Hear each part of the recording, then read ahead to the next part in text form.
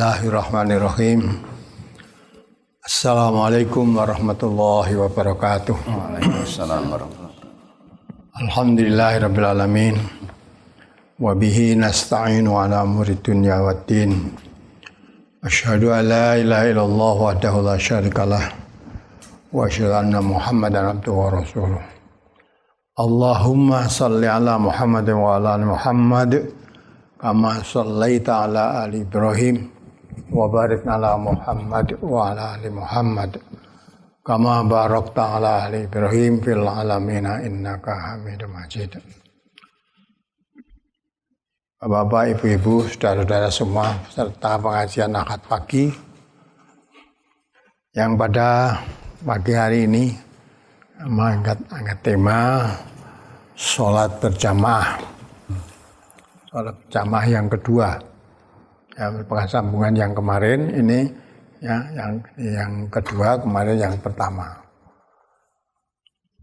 Tentunya sudah diikuti sejak bacaan yang pertama tadi. Nah, barangkali ada sesuatu yang perlu ditanyakan sebelum saya melanjutkan ini, ya. Saya beri kesempatan lebih dahulu. Kalau ada mungkin dari pendengar, penyimak brosur yang sudah dibaca tadi, kalau ada yang kurang jelas boleh ditanyakan lebih dahulu. Sudah banyak yang ikuti belum? Sudah banyak juga ya. Baik, mari, ada pertanyaan? Ada pertanyaan yang sudah masuk. Mohon dijelaskan hadis halaman 6, hadis yang di atas mengenai 3 golongan yang tidak terangkat salatnya di atas kepala. An Ibnu Abbasin an Rasulillah sallallahu alaihi wasallam qala salasatun la tartafi'u salatuhum fawqa ru'usihim shibran rajulun amma qauman wa hum lahu karihuna wa imra'atun batat wa zawjuha 'alaiha sakhitun wa akhawani mutasarimani. Rawahu Ibnu Majah. Dari Ibnu Abbas, dari Rasulullah sallallahu alaihi wasallam, beliau bersabda, ada 3 golongan yang tidak terangkat salat mereka di atas kepala mereka meskipun 1 jengkal, yakni tidak diterima salat mereka, yaitu seseorang yang mengimami suatu kaum sedang mereka yang diimami itu benci kepadanya, dan seorang istri yang bermalam sedang suaminya marah kepadanya, dan 2 orang yang saling memutus persaudaraan. Ini mohon dijelaskan. Apa yang kurang jelas? Ini kan sudah jelas itu. Dibaca aja sudah jelas. Ada 3 orang yang tidak diangkat sholatnya, itu pun sudah diterangkan. Ya, walaupun 1 jengkal di atas kepalanya, maksudnya tidak diterima sholatnya. Di 3 orang itu sholatnya tidak diterima oleh Allah Subhanahu wa Ta'ala. Siapa mereka itu? 1, ya, orang yang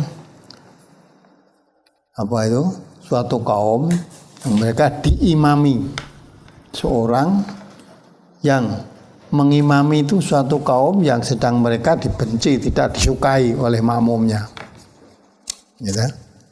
Diimami, benci kepadanya. Jadi seorang mengimami suatu makmum, sedang makmumnya tidak suka pada imam itu. Ya, itu ditangkap ya. 1, seorang yang mengimami suatu kaum, sedang mereka yang diimami benci kepadanya. Ya, benci, tidak suka kepada imam itu. Yang kedua, orang istri yang bermalam sedang suaminya marah kepadanya. Jadi suami istri bermalam di suatu malam, istrinya itu dalam keadaan marah oleh suaminya. Gitu, bermalam satu rumah kok dalam keadaan marah. Ya. Kemudian yang ketiga, di sini terangkan 2 orang yang saling memutus persaudaraan. Ya. Dan Nabi merintahkan kalau sudah memutus itu malah disambung, Ini dua orang yang sama-sama ingin memutus persaudaraan itu. Tidak ada yang ingin menyambung, sama-sama ingin memutus. Nah yang begitu itu sholatnya tidak diterima oleh Allah Subhanahu wa Ta'ala. Apalagi yang sulit, sudah jelas. Jadi dua orang yang saling memutus persaudaraan. Yang kedua, istri yang bermalam dengan satu malam ya dimarah dalam keadaan marah suaminya. Ya, yang ketiga, orang imam mengimami sebagai makmum, sedang makmumnya benci, tidak suka kepada imam itu. Jadi sholatnya tidak diterima oleh Allah. Nah cukup jelas ya. Apalagi? Untuk yang pertama tadi, seorang imam, seseorang yang mengimami suatu kaum, sedang mereka yang diimam itu benci kepadanya. Benci yang dimaksud di sini kriterianya bagaimana? Benci tidak suka kepada imam itu. Pokoknya imam dan makmum berarti saling mencintai ya. Kok iya sebabnya apa imam itu kok dibenci oleh makmumnya karena apa? Ya. Dan ini tidak dijelaskan oleh Rasulullah. Pokoknya seorang imam yang diimam itu benci kepada dia, tidak suka. Nah itu tidak dijelaskan. Nah, sehingga sebab bermacam-macam. Apakah imamnya itu kalau membaca terlalu panjang atau imamnya itu masih suka berbuat maksiat yang diketahui, atau imamnya itu kalau suka ya berpidato tapi apa yang dilakukan ya perilakunya dengan perbuatannya tidak cocok, tidak sesuai ya, itu. Ya. Kalau memang begitu Allah aja membenci, kabura maqtan indallahi an taqulu ma la taf'alun.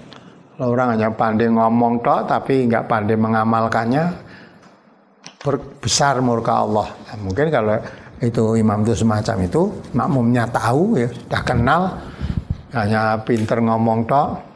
Samping itu kalau imam sholat ya baik, tapi perbuatannya tidak sesuai dengan apa yang dilakukan, lah itu bisa juga. Maka di situ tidak diterangkan oleh Rasulullah tentang sebab kebenciannya apa. Mestinya antara imam dan makmum itu ada kecocokan, ya. Kalau sampai ada imamnya dibenci oleh makmumnya, nah, itu ya, nah, tidak diterima oleh Allah. Apalagi? Halaman 10, hadis yang kedua.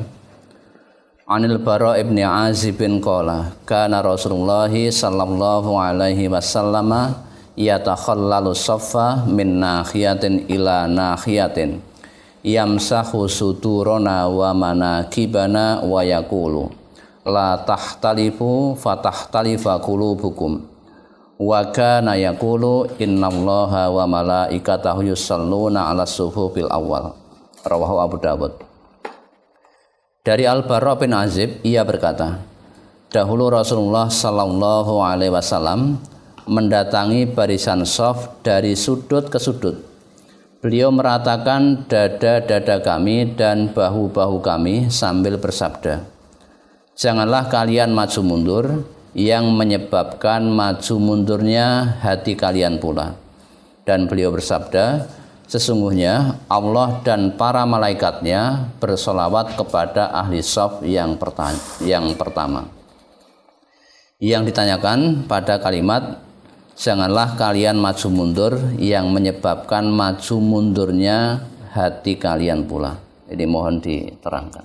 Nah, Rasulullah akan meratakan dada-dada makmumnya tadi. Ya, artinya barisan itu supaya dibikin lurus betul, jangan maju mundur. Ada yang ke depan, ada yang agak ke belakang sehingga shafnya tidak lurus. Ya, maju mundur tadi, maka Rasulullah meluruskan dada-dadanya. Ya, mau diratakan itu supaya lurus. Ya. Jadi kok yang satu ada agak ke depan, shaf yang lainnya juga satunya agak ke belakang sehingga cara kita tengani shaf yang bengkak-bengkok gitu, ora lurus begitu. Maju mundur. Nah, kalau kamu maju mundur yang dalam satu barisan itu kalau agak ada yang maju, ada yang agak mundur, padahal satu shaf itu akan menjadikan hatimu nanti maju mundur. Nah, hatimu akan maju mundur, selisih lah. Nah, jadi antaranya orang yang barisan itu memang rapatnya, lurusnya barisan itu merupakan sempurnanya sholat jamaah itu. Ya, kalau sudah safnya saja siksak begitu, ada yang agak maju, ada yang agak mundur sehingga tidak rata begitu, nanti akan maju mundur juga hatimu. Nah, itu tekanannya di situ. Tekanannya saf barisan dalam sholat itu harus lurus, rata. Jangan ada yang agak menonjol ke depan, ada yang menjolok ke belakang.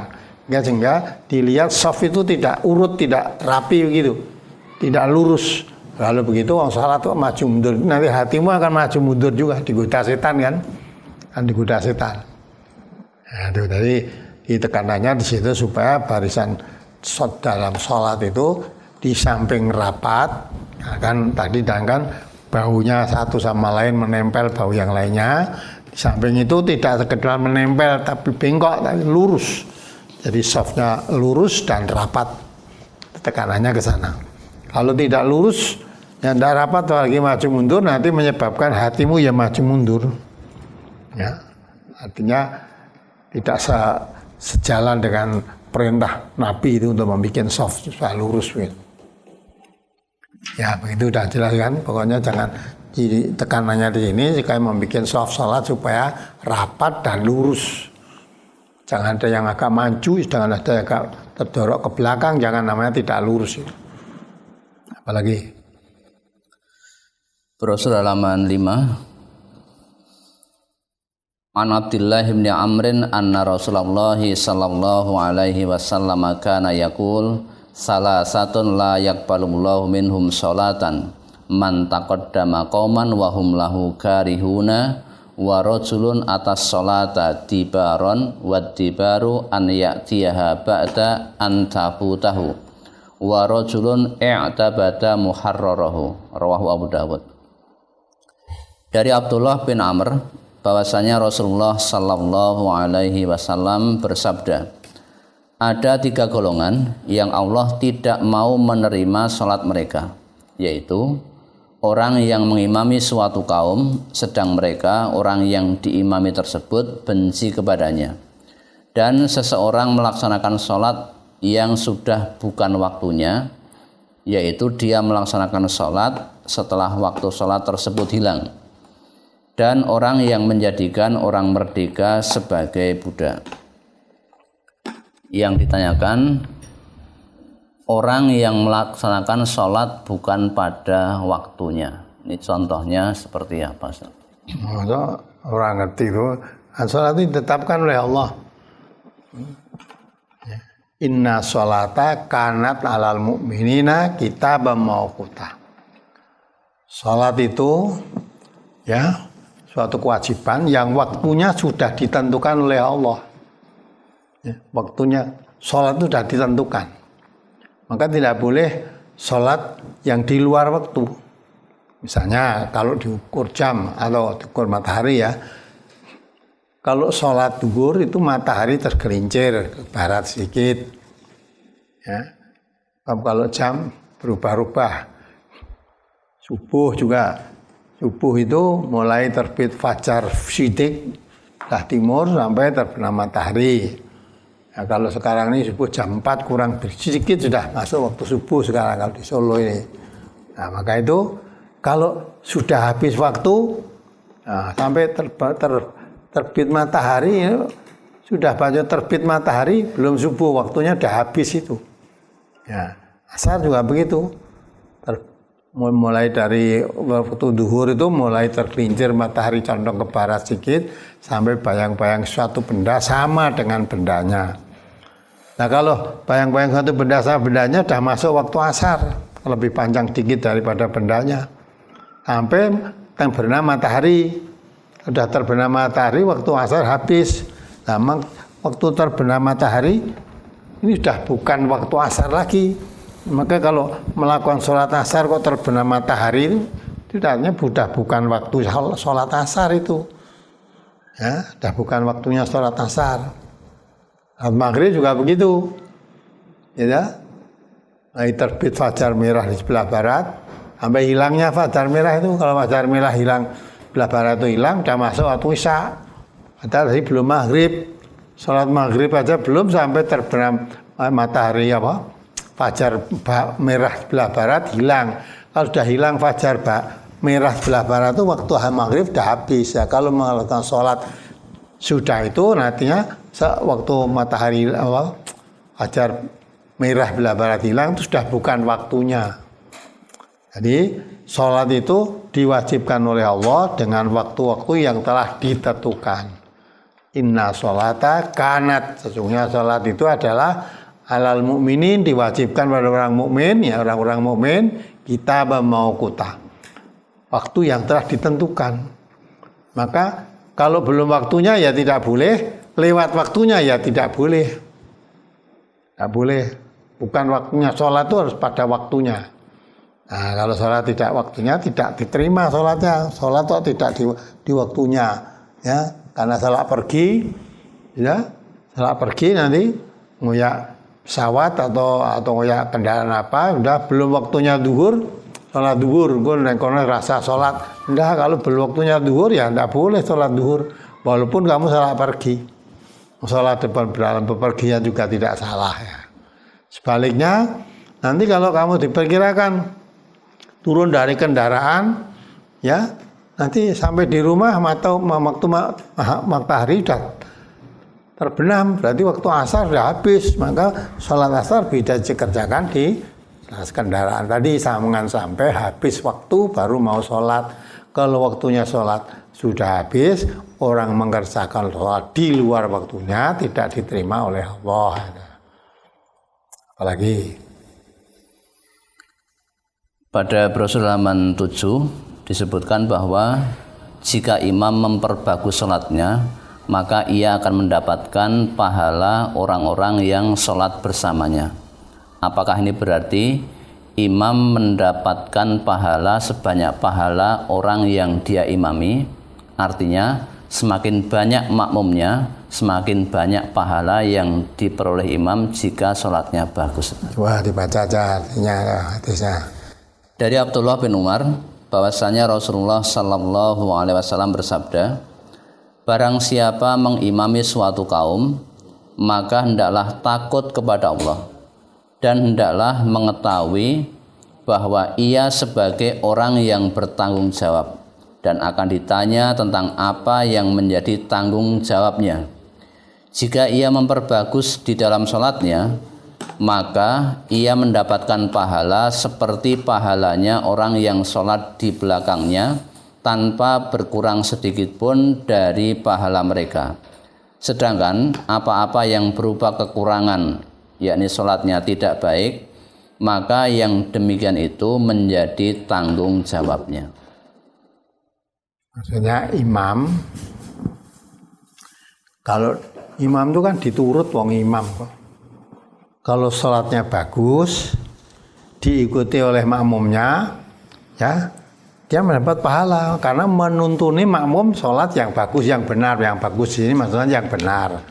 Kalau sholatnya benar, ya pakai tumak ninah, ya bagus, sehingga si makmum itu mengikuti sholat dengan tenang, ya tenang. Nah, maka imam yang begitu itu berarti menuntuni makmumnya kepada sholat yang benar, yang baik, benar. Baik di sini maksudnya benar. Ya. Maka dia mendapat pahala menuntuni makmumnya kepada yang benar. Tapi kalau imamnya salah, ya, makmumnya tidak ikut menanggung kesalahan tadi. Ya, tidak ikut menanggung. Kalau imamnya tadi yang sering ditanyakan kan, kadang-kadang bacaan imamnya makmumnya ketinggalan, ya itu nanti ya kalau bacaan imamnya itu misalnya ya kurang baik, ya, karena diserampangan saja itu tanggung jawabnya pada imam. Ya memimpin, memberikan contoh pada makmum yang tidak benar sholat itu, ya, maka dosanya ditanggung imam. Tapi kalau imamnya baik, menuntun kepada makmumnya yang baik sehingga sholatnya tenang, tumak ninah, bagus, nah itu membawa kebaikan. Nah, artinya ya mendapat pahala karena menuntuni kepada yang benar tadi. Memang kalau makmumnya lebih banyak, lebih baik, memang diterangkan ya. kemarin sudah tuh hadis yang kemarin ya, jamaah walaupun satu orang ya. Ada dua orang ya dua orang, lebih banyak makmumnya lebih baik ya, lebih banyak makmumnya, apalagi imamnya memberi contoh yang baik, sholat yang benar, berarti dia menuntuni.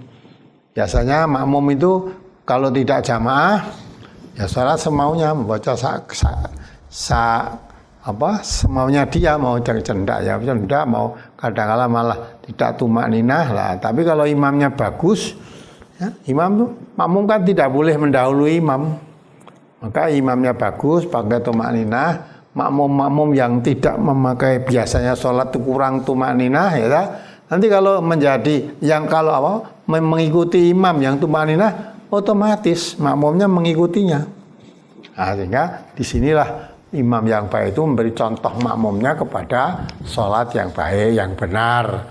Nah, yang benar tadi, maka membawa samping mendapat pahala sholatnya benar, dapat pahala juga karena menuntuni makmumnya yang benar tadi, membawa pahala. Tapi kalau imamnya salah tadi ya, salahnya ditanggung oleh imamnya sendiri, makmumnya tidak menanggung. Maka kewajibannya kalau imamnya salah, makmumnya tahu itu salah, menegur, ya, ditegur aja. Tuh. Nah, maka itulah kewajiban imam itu memang tanggung jawab atas makmumnya. Maka imam harus memperhatikan, jangan karena bacaannya imam itu hafal Quran, kalau membaca ayat panjang-panjang sehingga tidak melihat makmumnya. Nabi kan juga mengatakan di antara makmummu ada yang sakit, ya, ada yang tua, ada lagi yang ada keperluan. Nah, kalau imamnya membaca panjang-panjang karena dia hafal Quran, dibaca satu Quran, satu surat panjang dibaca, nah, makmumnya nanti kan jadi tidak tenang. Makmumnya gelisah mengikuti imam itu gelisah. Nah, itu kan. Maka kalau semacam itu makmumnya pun boleh memutuskan. Setelah sampai pada Nabi, ya nah, makmum memutus tadi ya, tanya pada kamu ingin memberatkan makmum, ya nah, tidak boleh, artinya imam harus karena bertanggung jawab, harus mengetahui.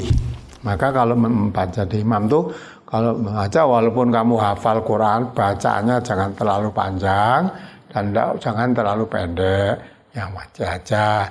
Terlalu panjang karena ada di antara makmummu ada yang tua, ada samping ada yang sakit, ada yang ada keperluan ya.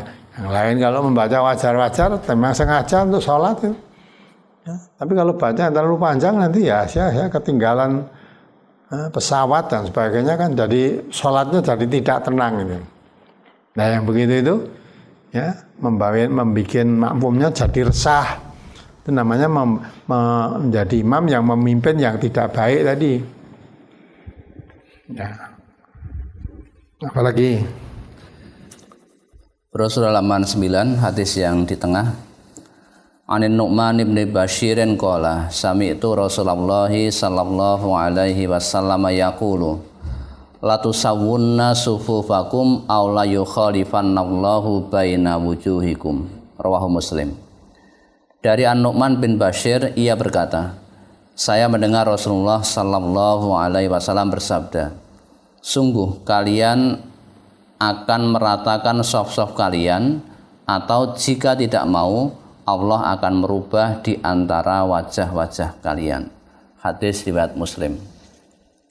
Pada hadis tersebut dijelaskan supaya meratakan shaf, jika tidak mau maka Allah akan merubah wajah kalian.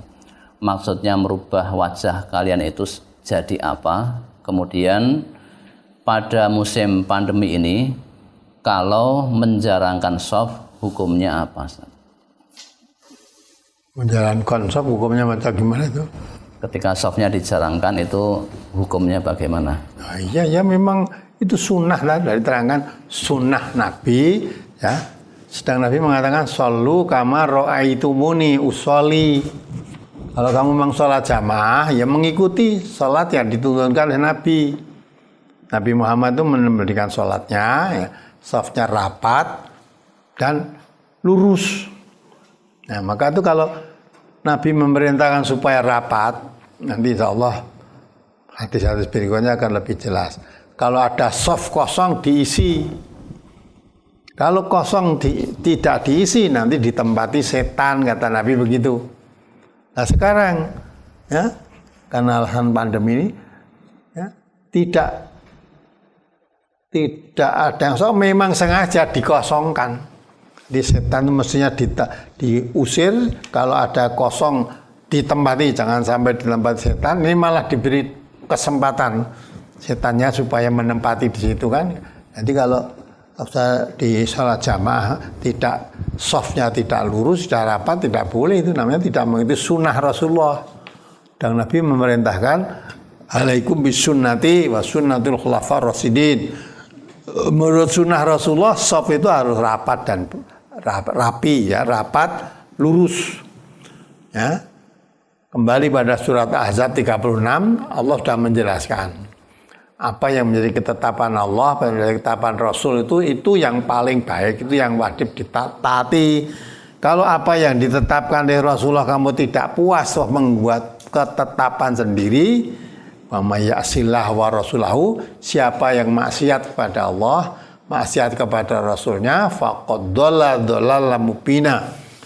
Jadi kalau tidak mau mentaati apa yang diatur Rasulullah, membuat cara sendiri, itu sesat yang nyata. Ya, ikuti aja Rasulullah. Pandemi boleh kita protokol kesehatan kita ditaati bagus, tapi ya yang melanggar aturan agama jangan ditaati, maka lebih taat karena perintah Allah, perintah Rasulullah itu wajib ditaati. Ya, taati. Kalau memang itu melanggar, apalagi tuntunan ibadah dilanggar, Allah mengatakan faqad dhalalan mubina. Sungguh telah sesat yang nyata. Ya. Maka kalau mau sholat di masjid ya kalau bikin som ya yang rapat, lurus. Kalau memang di masjid nggak boleh mengatur shot yang rapat, ya sholat di rumah lebih baik. Di rumah bisa kamu sholat dengan atur yang lain daripada sholat di masjid menyalahi aturan Rasulullah. Ya. Sholat di rumah memang pahalanya lebih banyak di masjid, tapi kalau menurut sunnah lah, kalau datang di masjid terus membuat shop sendiri tidak mendapat pahala kan, dosa malah itu. Kata Allah kan faqad dhalalan mubina. Kecuali kalau Rasulullah tidak membuat ketetapan, Allah Rasulullah membuat ketetapan sawu sufuf fakum fa inna tasfatas sufufi min tamamis shalah, ya. Luruskan safmu, rapatkan lurusan. Apa ini tadi diterangkan ya. Ya. Maju mundur tidak boleh, kalau karena maju mundur nanti hatimu akan maju mundur. Maka harus rapat, lurus. Nah, kalau Rasulullah menetapkan begitu, jangan membuat cara lain. Membuat cara lain yang tidak sesuai dengan cara yang ditetapkan Rasulullah, itu kata Allah faqad dhalalan mubina. Itu sungguh sesat yang nyata gitu. Apalagi? Jadi untuk maksud merubah wajah tadi bagaimana? Nah, merubah wajah tidak menjelaskan ya, pokoknya buat mudah merubah wajah ya dirubah jadi tidak baik. Apakah jadi kalau di orang yang mendahului akhirnya imam, wajahnya nanti bangun dari kubur jadi kepala khimar, kepalanya menjadi kepala khimar. Kalau ini Allah Rasulullah tidak menjelaskan ya, tidak dirubah, tidak dijelaskan di situ. Pokoknya wajah manusia yang baik dirubah ya berarti jelas jadi manusia yang tidak baik kan. Ya. Allah merubah itu kadang-kadang menjadi kera. Ya, Yahudi itu yang suka melanggar larangan hari Sabtu itu, maka akhirnya dirubah oleh Allah jadi kera yang hina. Kunu qiradatan khosiin. Jadi kera yang hina karena biasa melanggar larangan hari Sabtu. Hari Sabtu itu untuk ibadah, kalau Bani saya dulu ya hari Sabtu untuk ibadah. Nah ini tidak, malah untuk mancing, untuk jolo, dan untuk kerja. Nah itulah, karena itu dirubah wajahnya menjadi kera. Nah dalam salaf tadi, Rasulullah menjelaskan wajah akan dirubah jadi apa tidak dijelaskan. Yang jelas kalau dari manusia kok wajahnya dirubah kan tidak baik ya. Berarti wajah manusia ini dirubah bukan menjadi manusia lagi. Ya. Kalau di ayat di hadis lain dirubah jadi kepala khimar, di ayat Quran dirubah menjadi babi, menjadi kera yang hina. Nah kalau dalam ini tidak dijelaskan oleh Allah. Tapi yang jelas dari manusia gak dirubah ya, mesti lebih jelek. Dirubah jadi apa? Tapi yang jelas saja manusia wajahnya dirubah kan jadi jelek gitu. Karena manusia makhluk yang paling baik kok dirubah wajahnya. Nah, berubah jadi apa? Pokoknya udah jadi selain manusia berarti jelek juga. Itu tekanannya berubah jadi apa nggak jelaskan, tapi menunjukkan bahwa akan dirubah Rasulullah itu suatu perbuatan yang tidak baik. Nah, maka kita tidak memikirkan dirubah jadi apanya, tapi ancaman mau berubah wajahmu itu sudah itu ancaman yang tidak baik. Jadi jangan sampai kita melakukan sesuatu perbuatan yang sholat tadi akhirnya merubah kita. Allah akan merubah wajah kita. Nah, gitu.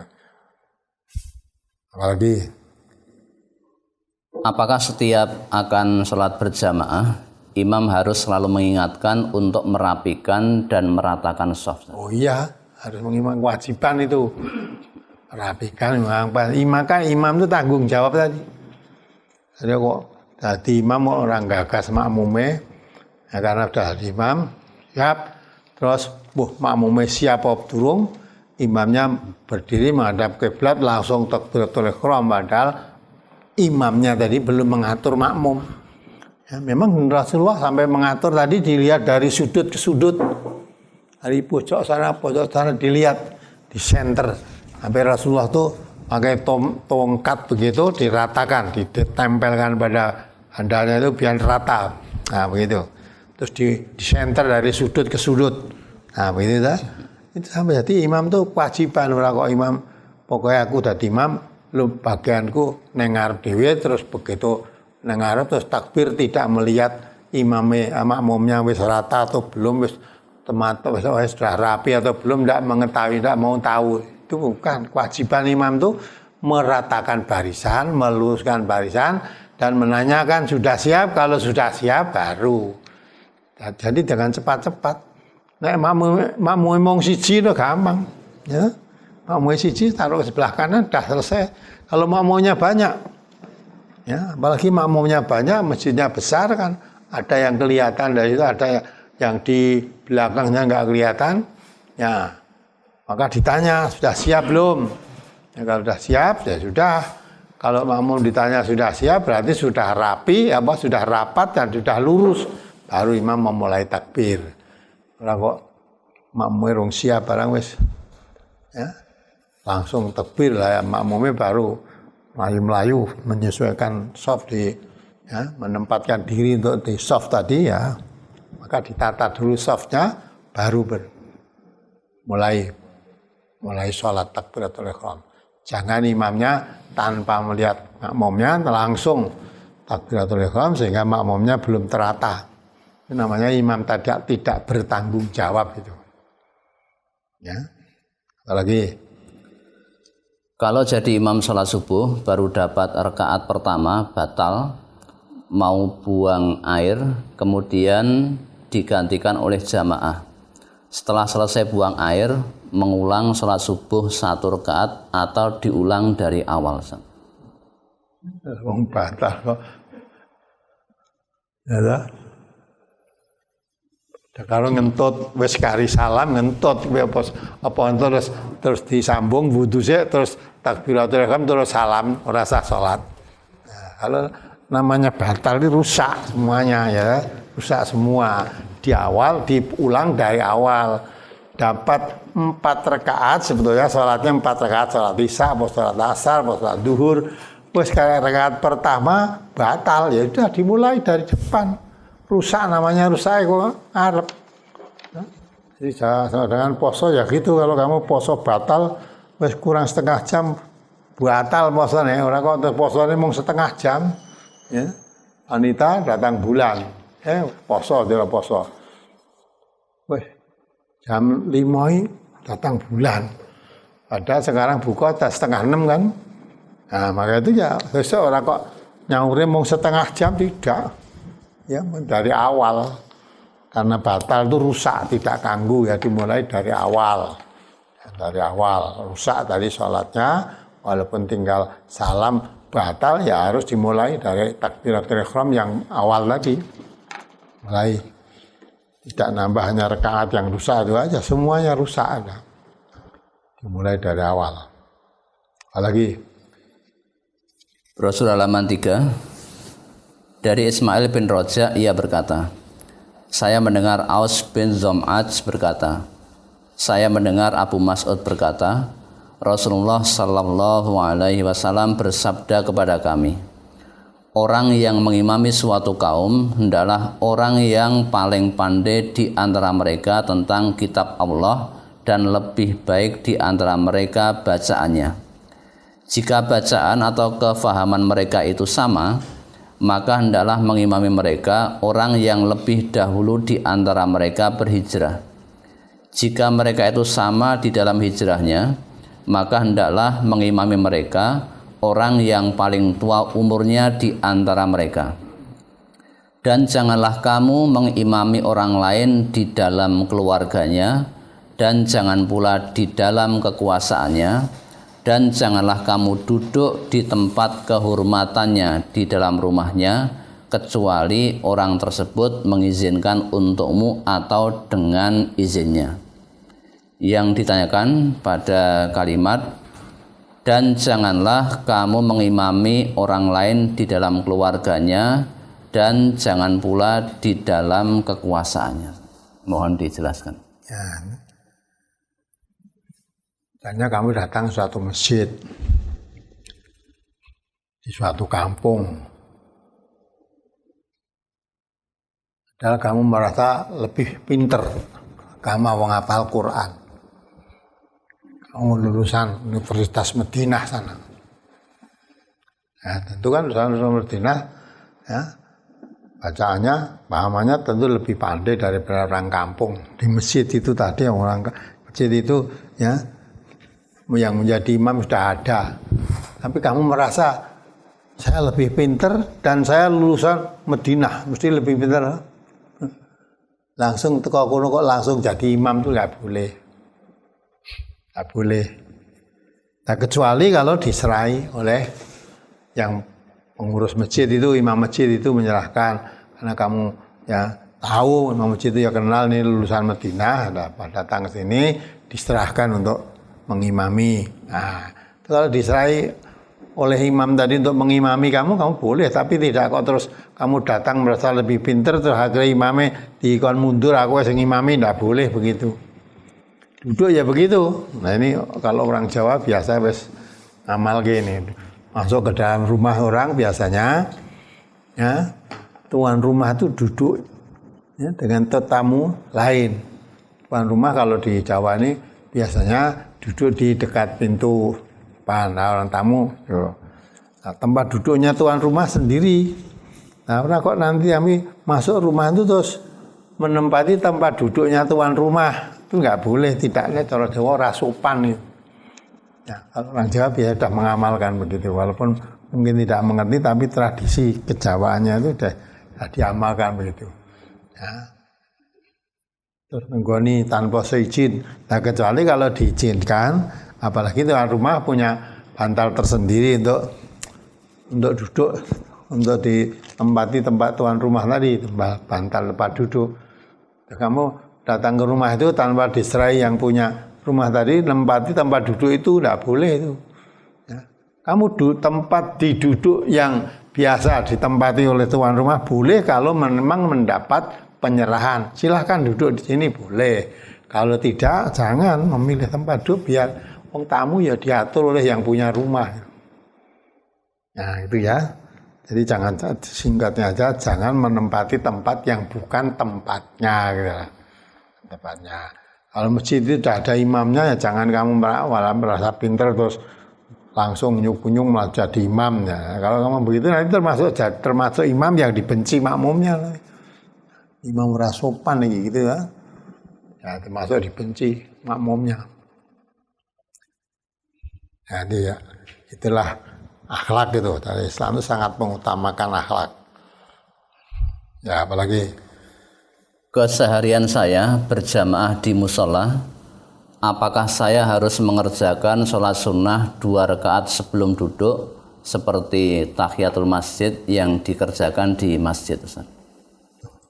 Kalau memang kamu masuk di masjid tadi belum sholat, ya tidak boleh duduk. Kalau masuk di masjid tadi, ya, walaupun biasanya kamu memang penghuni masjid di situ, biasa artinya ya bagi imami di situ. Kalau kamu masuk tidak duduk ya boleh, langsung masuk jadi imam. Memang kamu imam masjid di situ, boleh. Jadi itu adab masuk masjid itu tidak diperkenankan duduk sebelum sholat 2 rakaat. Maka kalau kamu masuk terus sholat wajib tadi karena kamu menjadi imam, boleh, tidak usah sholat 2 rakaat tadi boleh, langsung masuk sholat. Nah kalau masuk kamu mau harus duduk dulu ya, sebelum duduk tadi disyariatkan sholat dulu 2 rakaat baru duduk.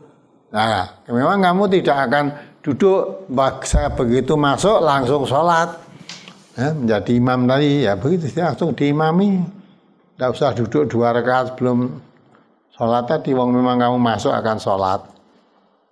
Nah, gitu ya. Nah yang makmum juga begitu, kalau masuk imamnya sudah ada jamaah di masjid di situ, kamu masuk sudah mulai berdiri sholat wajib tadi, pas sholat duhur, pas sholat asar, karena saudara belum tahiyatul masjid, nah sudah tidak boleh. Begitu masuk terus sholat tahiyatul masjid, padahal imam dan makmum yang duluan itu sudah mulai sholat wajibnya tadi.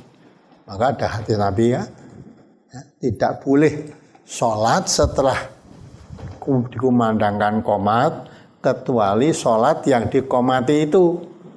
Ya, kamu belum sholat, tapi begitu masuk sudah qomat.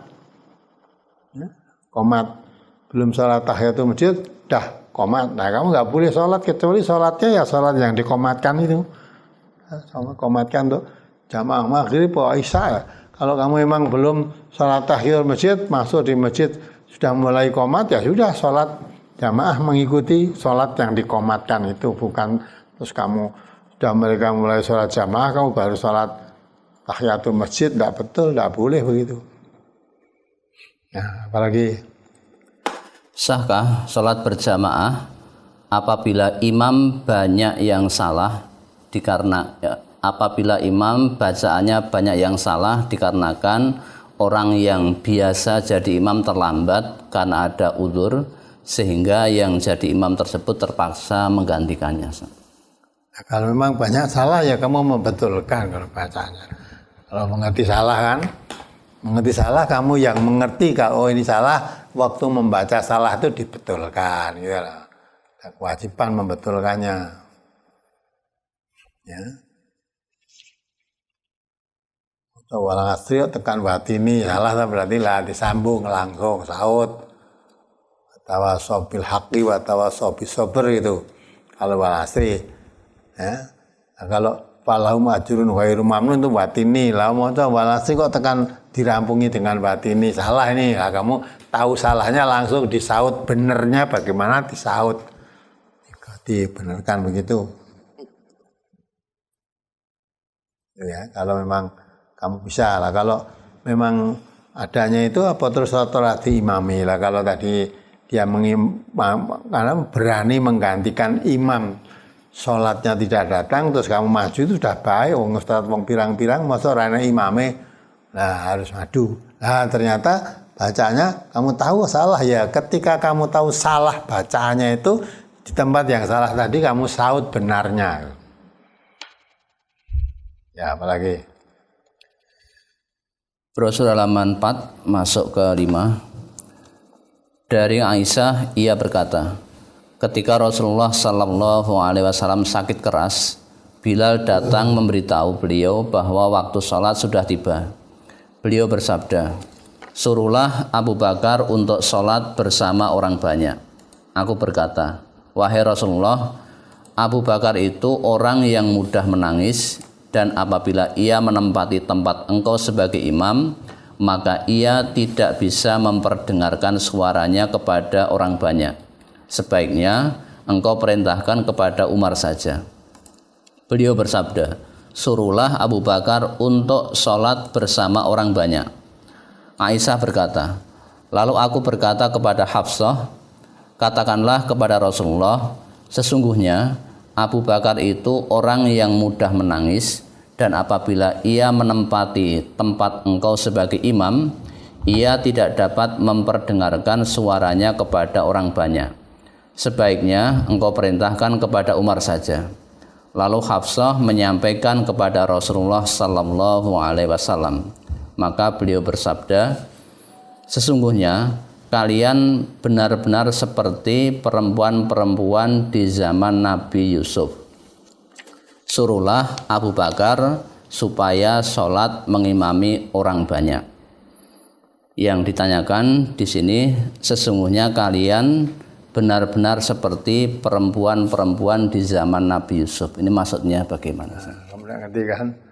Jadi Rasulullah tadi kan dianut oleh Aisyah. Aisyah itu istri Rasulullah. Ya, karena tahu wataknya Abu Bakar, mudah menangis, baik kok menempati jadi imam gantiani Rasulullah. Nanti tentu bacaannya tidak bisa didengar makmumnya, orang nangis. Nah, tapi Aisyah usul ya Rasulullah supaya yang jadi imam itu Umar saja, karena Abu Bakar itu orang mudah menangis. Ya Rasulullah perintah lagi, suruh Abu Bakar sholat mengimami orang banyak. Dah. Nah karena dan Aisyah nggak bisa, langsung Aisyah ngomong sama Hafsah. Hafsah itu istrinya Nabi juga, istrinya Nabi dan putrinya Umar bin Khattab. Nah akhirnya Hafsah ya menyampaikan kepada Nabi, jangan Abu Bakar. Nah kalau Aisyah itu anaknya Abu Bakar, istrinya Nabi dan anaknya Abu Bakar. Usul pada Nabi, ya mengatakan bahwa Abu Bakar itu suka nangis begini kalau membaca, tidak orang kuat lah nanti makmumnya jadi tidak bisa mendengarkan. Tapi Nabi tetap suruh Abu Bakar mengimami orang banyak. Jadi dirayu oleh Aisyah tidak mempan, akhirnya Aisyah lewat Hafsah. Hafsah itu putrinya Umar bin Khattab, istrinya Nabi juga. Akhirnya Hafsah menyampaikan seperti apa yang disampaikan Aisyah tadi. Ya, langsung Nabi juga mengatakan kamu itu tak ubahnya seperti putri-putri pada zaman Nabi Yusuf. Ya, artinya merayu-rayu gitu. Biasanya suka merayu-rayu.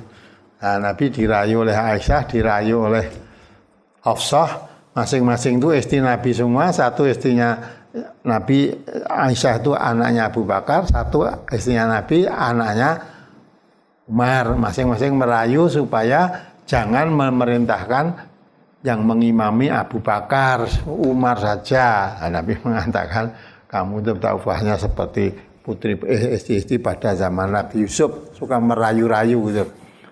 Nah, ya Nabi tidak mau, tetap walaupun alasan apapun Abu Bakar dianggap tidak bisa atau mudah menangis, nanti tidak bisa didengar oleh makmumnya, Nabi tetap perintahkan dulu Abu Bakar mengimami orang banyak. Ya sudah, dirayu-rayu oleh dua istrinya, Nabi tetap bersikukuh, tidak merayu-rayu. Nabi Yusuf dulu kan juga begitu. Nabi Yusuf dirayu wanita untuk melayani kebutuhannya itu, tetap dia tidak mau, takut pada Allah walaupun akhirnya masuk penjara itu Yusuf. Maka seperti kamu suka merayu-rayu seperti zaman putri-putri zaman Nabi Yusuf saja. Tapi Nabi perintahkan tetap perintahnya Nabi untuk Abu Bakar menggantikan Nabi untuk mengimami sholat. Dan walaupun dirayu bagaimana tetap tidak mau, tetap Abu Bakar yang suruh maju mengimami orang banyak. Ya, apalagi? Ustadz, saya menjadi imam sholat berjamaah di masjid. Sebelum sholat, saya mengingatkan, monggo shofnya dirapatkan dan diluruskan. Lalu jamaah meluruskan dan rapat. Namun sebagian ada yang tetap tidak mau merapat. Pertanyaan, apakah selaku imam harus mendatangi atau baiknya bagaimana? Ya baiknya yang ngandani itu orang rapatkan, dibacakan hadis ini saya perlu yang disuruh tidak mau nanti dirubah wajahmu oleh Allah nanti kan gitu kan. Yang tetap tidak mau nanti Allah akan merubah wajahmu. Nah, jadi nanti kewajiban imam kalau memang disuruh rapat tidak mau, ya udah suruh rapat tidak mau. Kalau tidak mau sudah jangan ikut jamaah bareng sof ini. Kalau jamaah ini sofnya harus rapat gitu loh. Rapat. Wajiban imam, maka sawu sufufakum, ancamannya keras itu. Bagi yang tidak mau akan dirubah wajah. Coba dibaca tadi hadis tadi. Tidak mau tadi loh. Halaman 9 masuk 10. Ya, dibaca. Nah, imam biar tahu juga itu kalau jadi imam itu wajibannya. An Simak bin Hasbin qala sami'tu Nu'man bin Bashir yaqul kana Rasulullah sallallahu alaihi wasallam yusawwi sufufana hatta ka'annama yusawwi biha al-qidaha hatta ra'a anna qad aqalna anhu summa kharaja yauman faqama hatta kada yukabbiru fara'a rajulan badiyan sadruhu minas saffi faqala ibadallah la tusawwunna sufufakum aw la yukhalifannallahu baina wujuhikum.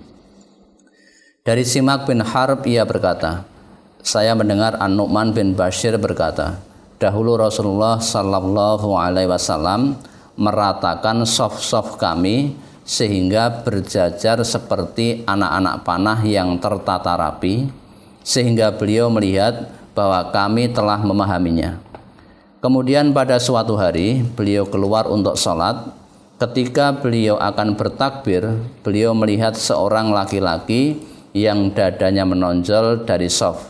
Kemudian beliau bersabda, perhatikan nih, karena imam dah akan takbir atau ihram, ada shaf yang menonjol, dadanya menonjol, rotok kemajuan titik. Itu dah akan takbir, Nabi nggak jadi takbir, kita meluruskan dulu terus.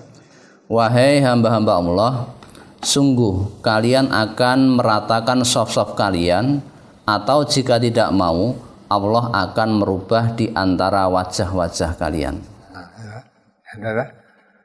Kamu meratakan shaf, ya.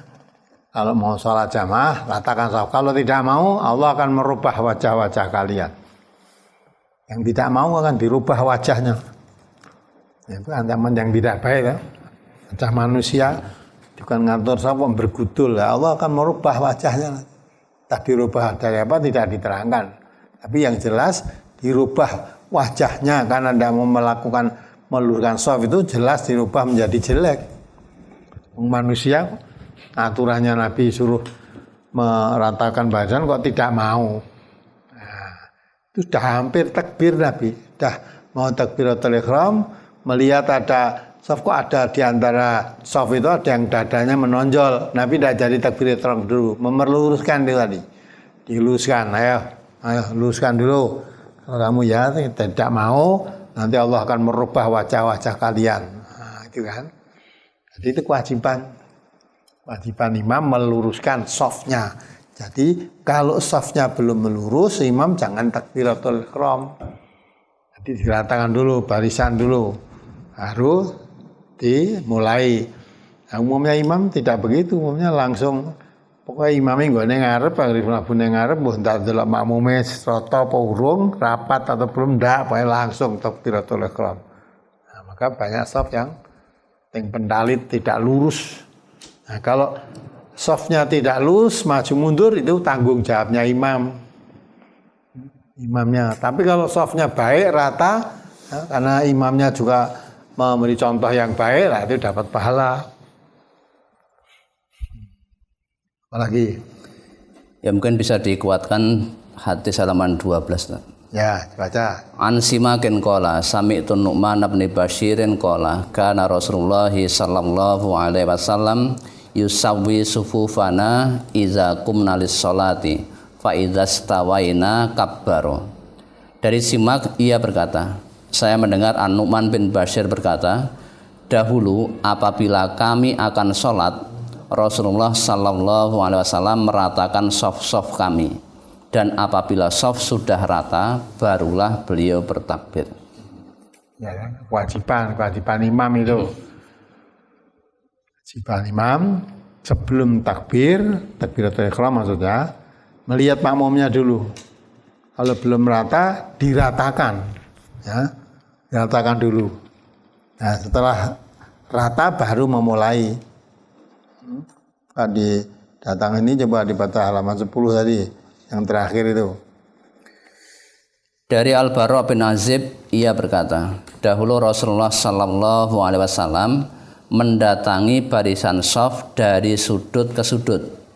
Beliau meratakan dada-dada kami dan bahu-bahu kami sambil bersabda, janganlah kalian maju mundur, yang menyebabkan maju mundurnya hati kalian pula. Dan beliau bersabda, sesungguhnya Allah dan para malaikatnya bersolawat kepada ahli shaf yang pertama. Nah, ya. Akan maju mundur, nanti hati kalian menjadi maju mundur pula. Nah, jadi imam itu betul-betul wajib menata shaf makmumnya, barisan makmumnya ditata betul, biar rapat, biar lurus, ada rapi, rapat, lurus tadi maksudnya. Baru imamnya memulai takbiratul ihram. Jangan memulai dulu, nah, baru makmumnya ketandapan tadi. Wong tidak lurus aja Nabi masih mengingatkan. Ya, saya bisa melihat kalian dari balik punggungku. Walaupun Nabi sudah menghadap ke kiblat, makmum-makmumnya di belakang, tapi kalau shafnya tidak lurus, Nabi mengatakan saya bisa melihat kalian dari balik punggungku. Nah, dari punggungnya melihat kalau kamu belum shaf. Artinya kalau shafnya belum lurus, belum rapat, Nabi belum takbir. Kalau ada yang tidak mau, maka dikancam oleh Nabi tadi, kan Allah akan merubah wajah-wajah kalian nanti. Jadi tekanannya barisan tuh betul-betul dalam sholat itu ditekankan betul. Lah kok asal jamaah sholat melu. Nah, kalau melu jamaah sholat ya harus mau diatur dengan shaf yang menurut tuntunan Rasulullah. Ya, kalau tidak mau menurut aturan Rasulullah ya jangan masuk di situ. Gitu. Jangan menjadikan perselisihan antara satu dengan yang lain, berselisih hatimu nanti. Ya, apalagi ini pentingnya, maka ya untuk hidup sesudah mati walaupun prosedurnya belum selesai, saya selani dulu untuk bershaf salat. Salat ini kan kita lakukan. Kalau sholat itu kita laksanakan di masjid, berarti setiap hari paling tidak 5 kali. Setiap hari 5 kali kita menata barisan. Nah, maka kalau tidak tahu nanti tidak tahu alasannya, maka harus tahu dulu mau masuk jamaah kewajibannya sebagai makmum apa, kewajibannya sebagai imam apa. Nah, diterangkan dalam hadis-hadis ini. Makmum juga punya kewajiban menata meluruskan shafnya. Ya, imamnya juga wajib mengatur makmumnya. Nah, makmum menurut apa yang diatur oleh imamnya. Maka antara imam dan makmum harus ada kesepakatan tadi. Nah, kalau sekiranya saya mau jamaah sih, tapi saya tidak mau kalau dirapatkan softnya, diluruskan softnya, nah, maka tidak mau, jangan ikuti di situ. Jangan ikuti di situ. Sudah kamu sholat sendiri aja. Biar imamnya tidak ikut tanggung jawab atas kembangkanganmu itu. Nah gitu ya. Maka merupakan sempurna sawu sufufakum fa inna tasbatas sufufi min iqamati shalah, min tamami shalah atau min iqamati shalah. Sempurna sholat jamaah atau sempurna berdiri sholat berdiri sholat tadi. Misalnya maksudnya sholat jamaah tadi. Jadi tidak boleh sembarang menurut karepe dhewe, tidak boleh. Ya, menurut tuntunan Rasulullah. Kalau Rasulullah sudah membuat tuntunan, sudah ikuti tuntunannya Rasulullah yang paling baik. Jangan tidak mau mengikuti tuntunan Rasulullah atau membuat aturan sendiri, itu sesat. Sesat yang nyata itu. Apalagi kalau jadi imam hanya mengatur shaf pertama saja. Karena shaf kedua ke belakang isinya anak-anak kecil yang main-main, itu bagaimana? Dan kalau anak kecil hanya dibilang jangan berisik, itu gimana? Karena diatur juga tetap dia jalan-jalan. Nah, maka itu kemarin sudah saya terangkan, itu terutama orang tuanya. Anak kecil yang belum bisa sholat itu masih suka gojek, ya. Kalau memang dibawa ke masjid, orang tuanya harus mengatur. Nanti ke masjid, tapi aturan di masjid orang tuanya harus memberitahu. Kalau anak segitu kan belum tahu. Sholat masih jalan-jalan, malah ngereti saja liyane, itu karena belum tahu, tidak tahu. Dan itu tidak diajari oleh orang tuanya, ya tidak ngerti anak itu. Malah ada kok, ya. Itu saya melihat sendiri waktu itu. Nah, saat itu malah mengambil kacamata imamnya itu. Kacamata di sana ngarang diambil. Malah ana meneh sing kupluke dienggo imame dijikuk. Diambil orang tak kecilan sing kebetulan ya anak kecil itu ya dekat dengan imamnya tadi. Kupluke dijikuk. Nah, nek kuplukne ora oleh kacamata dijikuk kuwatir itu nek nganti pecah piye lah. Itulah itu yang begitu namanya anak itu belum paham. Nah, maka kalau mendidik anak dibawa ke masjid, dipahamkan aturan ke masjid. Aturan ke masjid. Kalau masih belum bisa, jangan dibawa ke masjid. Masjid, jadi kalau masjid harus diatur betul, ditata. Itu. Ya, seperti tadi kan karena anak kecil dan sing kok mburi gojek karo kancane ida-idaan malah ya rame. Nah ya belum mati nih goneng masjid, rasa goneng masjid. Ya dari di rumah aja dulu ditata, kalau dah di masjid dibawa ke masjid. Apalagi dalam sholat berjamaah, seorang imam tidak mengatur shaf dulu, langsung dia takbiratul ihram. Ternyata ada shaf yang bengkok, ada yang kosong, bahkan di belakang imam ada anak kecil. Apakah imam berdosa atau makmumnya yang berdosa? Ya imamnya ya podo kuwi. Maka tadi saya katakan ya, sekarang itu boleh dikatakan jarang imam ngatur shaf kuwi barang. Nah, kenapa? Ya kuwi ora ngerti, sing dadi imam ora ngerti aturan. Pokoke ngertine aturane aku dadi imam kuwi manggonku ngarep dhewe ngono udah. Manggone ngarep dhewe dah. Bagaimana keadaan makmumnya ndak dilihat. Umumnya kan begitu, dah siap makmum itu terus takbiratul ihram, orang delok makmumnya. Makmum dah lurus sebelum, maka di itu ya walaupun ada kalanya imam yang ngomong sawu sufufakum.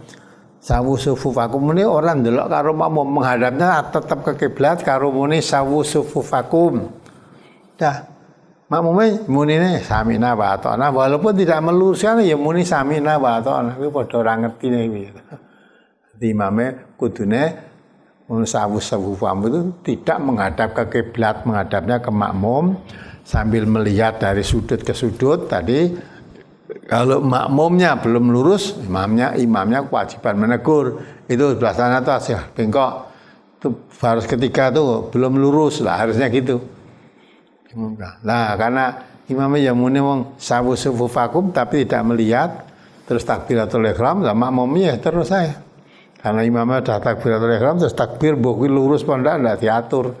Nah, maka ilmu itu penting, ya kan? Jadi aja sing dingetene imam nggone ngarep makmum mburi tok. Lurusnya itu tanggung jawabnya imam. Nah, maka kalau imam sawu sufufakum, makmumnya menata diri. Ya, tapi umumnya ya orang ngerti imamnya muni sawu-sawu ya. Ya ngono kuwi pokoke nek imamnya muni sawu ngene mau nanti sing wis-wis iki makmume jawabe samina wa ata'na. Padahal samina wa ata'na saya mendengar, saya mentaati, harusnya di nek taat ya aturan tadi. Oh, tadi imamnya tadi meminta supaya softnya diluruskan, dirapatkan. Ini samina wa ata'na ini sambil menata diri, orang mau jawabnya samina wa ata'na ning orang menata diri. Jenenge samina wa asoena itu. Hanya di masjid-masjid umumnya begitulah, ora neng aturan imamnya nonton dulu sampai lurus barisan ngendak. Ya, itu menunjukkan bahwa sudah banyak dalam masjid pun aturan sholat jamaah aja tidak ngerti, itu banyak yang tidak mengerti. Nah, malah dianggapnya ngaji soft-soft ini dianggap ora penting. Padahal itu kalau kamu memang tidak mengikuti aturan Rasulullah, dosa itu. Rasulullah membuat ketetapan kok kamu membuat salah sendiri kan dosa. Ya. Apalagi kalau masjid yang memang diatur shaf putri sejajar dengan putra hanya disekat dengan tabir dari kain, siapakah yang berdosa? Takmir masjid tersebut atau kiai yang bertanggung jawab pada masjid itu? Ya, sebabnya apa kok diatur begitu ya? Mungkin ya karena tidak tahunya. Ya. Menurut shaf, menurut cara Nabi itu ya pas diatur ya. Di depan, putri di belakang, harusnya gitu yang betul. Nah kalau tidak itu mesti sampai disingkit nganggo kain ini ya ora saka ngisor tekan dhuwur, bodhak lah nanti malah sikile do ketok. Jadi tak menurut aturan. Nah, kalau itu dilaksanakan begitu, itu jelas itu tidak menurut aturan shaf yang ditata oleh Rasulullah. Mestinya kalau membuat shaf ada laki perempuan, lu menurut aturan Rasulullah yang perempuan itu di belakang. Gitu. Yang salah siapa? Ya podo salah, sing diatur ya gelem. Nah, sing ngatur ku yang ngerti. Ya, karena apa? Tidak diberikan pengertian yang betul. Mungkin ya orang ngerti kabeh ki mau, termasuk imamnya ya tidak mengerti. Ya, tidak mengerti. Maka malah mengatur di belakang itu apa di sampingnya karena tidak tahunya. Nah, maka kalau menurut tuntunan Rasulullah yang betul aturan shaf ya di depan. Itu saja tadi ada aturannya. Yang punya akal atau pinter dia cedak Rasulullah. Kemudian belakangnya pengetahuan di belakangnya lagi. Sing pinter ngerti tentang agama, sing cedak Rasulullah. Misalnya shaf terdepan. Nanti baru kelas berikutnya. Jadi saya jauh pengertian tentang agama, makin jauh dari tempat kedudukannya imam gitu. Sebab nanti kalau yang di Rasulullah tidak mengerti, nanti kalau imamnya salah tidak mengerti kan jadi bingung. Imamnya salah karena ngentut tadi ya kan. Batal kemarin kan misalkan ya apa yang dimaksud batal ya, sedangkan yang dimaksud berhadas itu maksudnya kentut baik kamu mendengar atau bersuara atau tidak bersuara. Jadi ngentut ora bersuara aku ya batal, jadi kira sing batal nek bersuara tok. Nah, kadang dadi imam kok ngentut. Lah ora bersuara. Ya. Maksudnya ora batal. Atau terus kalau dia tahu batal mundur, nah makmum yang di belakang tidak mengerti caranya, imamnya malah lunga piye ya. Nah, bingung dah, maka yang ditaruh di belakang imam itu orang yang paling mengerti tentang aturan agama, sehingga nanti sewaktu imamnya batal dia maju ganti bagi imamnya. Kalau imamnya keliru misalnya dia menegur, ya. Dunia duduk at-tahiyat kok tidak duduk lah, perlu subhanallah ditegur lah begitu. Apalagi tentang 3 golongan yang Allah tidak menerima atas sholatnya, yang tidak diterima sholatnya ini sepanjang sholat yang dilakukan ataukah selama pelanggaran yang dilakukan sampai dia bertaubat. Ya begitu. Ya selama dia melanggar itu tadi diterima. Ya sholat yang dilakukan itu kalau seperti itu tidak terima. Misalnya tadi ada istri marah dengan suaminya, apa selamanya ya akan marah. Nah selama marah itu kalau dia tidak diridhoi suaminya tadi, sholatnya tidak diterima. Padahal suami istri marah terus nih, ora tahu rukun lah, mulai sholatnya ya ora diterima terus. Jadi mestinya kalau ada terjadi begitu, pelajaran yang diambil, jadi jangan sampai saya termasuk 3 golongan itu. Ya, seorang istri malam dimarahi suaminya. Jangan sampailah saya masuk waktu sholat masih dalam keadaan dimarah oleh suaminya. Apa yang menjadikan marah tadi apalah, segera diselesaikan, dikelirkan. Ya. Kemudian yang satu, sholat tidak pada waktunya, ya diterima lah. Kalau selamanya kamu sholat tidak pada waktunya terus, ya tidak diterima terus. Sholat tidak pada waktunya, tidak diterima. Maka sekarang ini saya sholat, sudah akan laksanakan. Karena sholat itu sudah ditetapkan waktunya. Jangan sampai saya melakukan sholat sudah di luar waktu. Sholatnya tidak diterima, walaupun sholat ya, tidak diterima kan. Nah kalau selamamu sholatmu selalu di luar waktu terus, ya tidak diterima terus. Kalau sholat tidak itu menyesal, ya, tidak diulangi lagi, terus hati-hati jangan sampai sholat sampai di luar waktu lah, itu berarti akan memperbaiki diri namanya. Apalagi di tempat saya ada jamaah yang sering mendahului imam. Sudah pernah saya ingatkan, tetapi sampai sekarang masih sering mendahului karena mereka belum kenal sunnah. Salahkah apabila saya tidak mengingatkan lagi? Ya, dilingkin dah, ngelingke juga kata. Ya, dilingke diweden-wedeni kalau dilingke digawake hadise kuwi. Ya, kalau kamu sering mendahului imam, nanti kepalamu bangkit dari kubur jadi khimar kamu nanti. Nah, jadi ngelingke tapi anggo tuntunan, mau dilingke lho. Kan disi imam terus ora apik. Nah, karena disi imam itu disepelke lah cah pomne cah cilik. Ngeleke wong tua ya. Nah itu, tapi kalau ditunjukkan hadis, ini sing ngarang ini hadis Nabi gitu lah. Jadi kalau kamu menolak ini berarti menolak hadis Nabi. Nah, karena memang sing nyelengke tanpa dasar tadi anggapannya ya dah wong ngono kok dileke wong. Yang penting salame bareng, mungkin gitu pengertiannya dia. Aku malah yang disi ini orang disi salam. Dan di sini pada ya lagu serampung moco imamnya rampung tak di sini salamnya aku tetap ngenteni lah gitu, karena tidak mengertinya itu, tapi ditunjukkan hadisnya tadi, diingatkan sambil ditunjukkan dalilnya. Ya loh, larangan mendahului imam itu dalilnya ini resikonya seperti ini. Nah, kalau kamu mau saya ingat di sini ya, kalau tetap tidak mau ya nanti kamu akan jadikan khimar kepala bangkit dari kubur nanti. Nah begitu. Jadi umumnya kemarin tidak mengerti itu. Disi imam itu tidak mengerti. Malah ya tidak tahu ngaji ya serang ngerti. Ya, tak pernah ngaji. Disi ngono kok dilekke kayak gitu pengertiannya kan. Apalagi bagaimana sebaiknya bila bermakmum kepada seorang imam yang dulu pernah menyakiti hati saya, sehingga sampai sekarang saya masih sakit terus di hati. Nah, bisa salah apa gue? Yang sakit terus di hati itu kan tidak orang yang beriman itu. Ya. Mungkin kamu merasa disakiti hatinya oleh imam. Imamnya mungkin wis lali. Ngopo sakit lah kok aku malah sampai sekarang sakit hati terus, berarti kamu bukan orang yang beriman.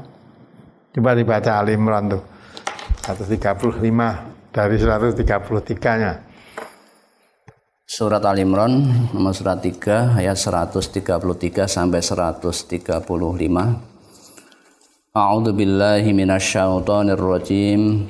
Wasari'u ila maghfiratin mir rabbikum wa jannatin arduhas samawati wal ardu u'iddat lil muttaqin alladzina yunfikuna fis sarra'i wad dharra'i wal kadhiminal ghaidha wal 'afina 'anil nas wallahu yuhibbul muhsinin.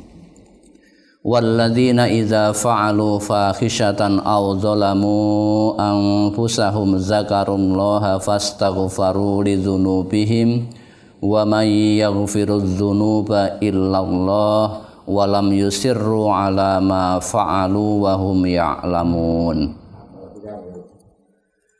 Dan bersegeralah kamu kepada ampunan dari Tuhanmu dan kepada surga yang luasnya seluas langit dan bumi, yang disediakan untuk orang-orang yang bertakwa.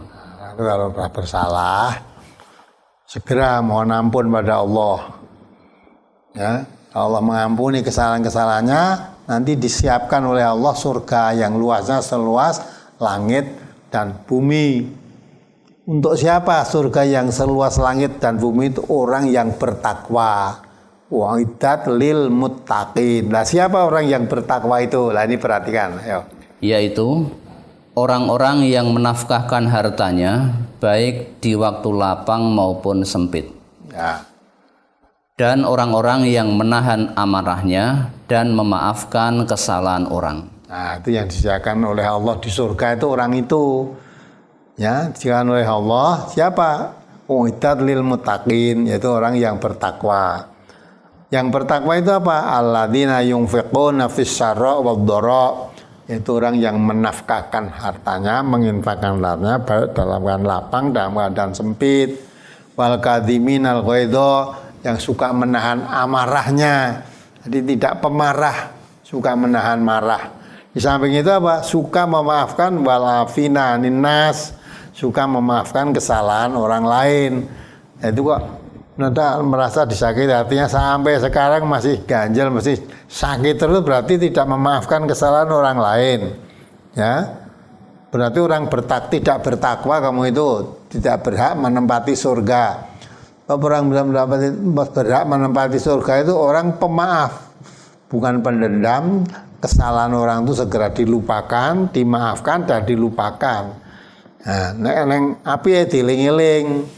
Ala tansawul fadla bainakum, jangan melupakan kebaikan di antara kamu. Nanti kebaikan sing dieling-eling itu kebaikannya, nek eneng elek dimaafkan, dimaafkan, diselesaikan dengan baik, dah dilupakan. Nah, itu malah wis pirang tahun nih mau kok saya ini pernah menyakiti hatinya sampai sekarang jadi dieling-eling, berarti tidak memaafkan. Tidak memaafkan. Sampai itu kamu menggembal dendam pada orang yang pernah menyakiti hatimu. Ya dah, misalnya dimaafkan lah. Kalau orang yang bertakwa, maafkan untuk mendapatkan jaminan surga yang luasnya seluas langit dan bumi. Allah itu manusia, walaupun mempunyai dosa manusia itu sebanyak buih di laut. Ya, itu Allah yang memberikan apa-apa sesuatu, segala sesuatu kebutuhan manusia Allah mencukupi. Kalau punya salah kepada Allah, walaupun sebanyak buih di laut, tapi dia mau bertobat, ya tidak mau terus mohon ampun pada Allah, diampuni semua dosa-dosanya. Itu bodoh-bodoh manusia pernah memberi apa tuh kalau kamu dipersalah oleh manusia, apa jeleknya kalau kamu mengharapkan surga, memaafkan kesalahan saudaramu itu. Nah, itu orang yang bertakwa. Maka kalau punya salah segera mohon ampun pada Allah, ya. Di samping itu supaya kamu mendapat jaminan surga yang disebabkan oleh Allah. Surga itu seluas langit dan bumi untuk orang yang bertakwa. Nah, orang yang bertakwa itu siapa? Diterangkan oleh Allah, yaitu orang yang mau menginfakkan hartanya, ya, di jalan Allah, baik dalam keadaan longgar maupun dalam keadaan sempit. Samping itu tidak suka marah, bukan pemarah. Ya, samping itu suka memaafkan kesalahan orang lain. Kalau kamu berbuat salah oleh saudaramu sesama muslim, itu pun nggak boleh kamu sakit hati. Ya, wal afina anin nas, memaafkan kesalahan orang lain. Kalau kamu memaafkan kesalahan saudaramu, dah hatimu enak, orang sakit hati. Mau sakit hati kok diupeni. Namanya sakit, nah itu yang disembuhkan sakit. Dan untuk menyembuhkan sakit itu salah ya apa nganti hatimu tersakiti. Oh ya sudah, saya maafkan salah. Saya maafkan kan enak. Nah, kalau tidak maafkan boleh eling-eling terus.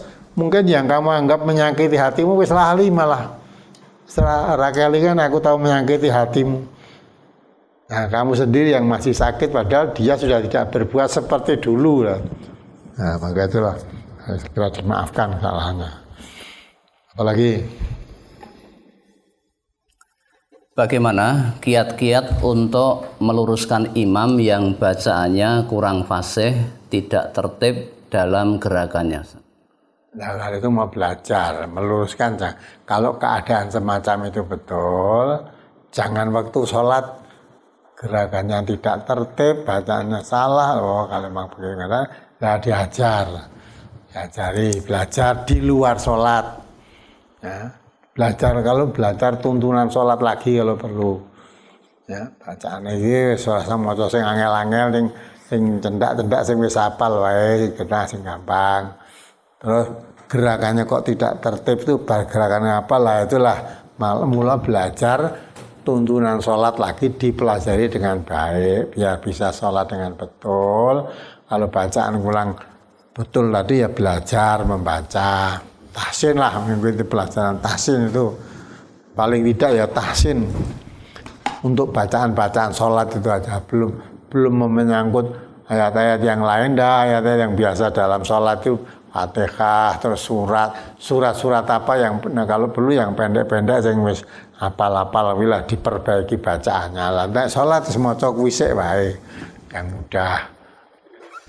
Jadi apalagi gerakan salatnya tidak tertib pancen durung iso, maka perlu belajar. Dipelajari lagi, belajar.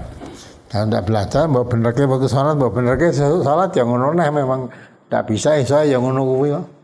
Zaman Nabi ada kan juga salat balik Nabi mengatakan ulangi salatmu, ya ulangi salat pas salat tetap Nabi salam lagi pada Nabi mengatakan ulangilah salatmu, salat sampai 3 kali terus mengulangi, baru orang itu ngomong, ya Rasulullah saya tidak bisa salat kecuali seperti yang saya lakukan tadi.